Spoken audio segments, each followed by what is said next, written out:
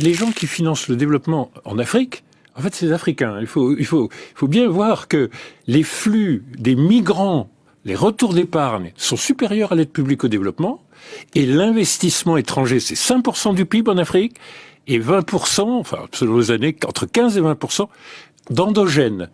Il faut pas passer sous silence. Et je vous assure, les migrants aujourd'hui, les migrants africains, sont plus importants que l'aide publique au développement. Faut pas l'oublier quand on a l'impression qu'on est en train de moderniser l'aumône. Il reste incompréhensible que malgré le potentiel que représente la diaspora, que l'on en soit encore à tendre la main. Que l'on en soit encore à cette économie Western Union qui n'est porteuse d'aucun développement. Parce qu'elle rentre bêtement, pour l'essentiel, dans la consommation courante, qui ne sert qu'à résoudre les problèmes domestiques des ménages. La diaspora est-elle à ce point-là incapable de s'organiser, de mobiliser cet impressionnant potentiel financier pour investir de façon plus structurante sur le continent?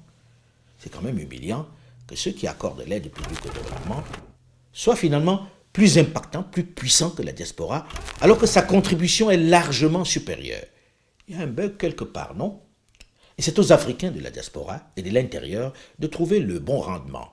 Mais ceci est une autre histoire. Restons concentrés sur cette question d'électrification de notre continent dont on parle aujourd'hui. Sans cette énergie, pas de développement. Alors, on vous regarde.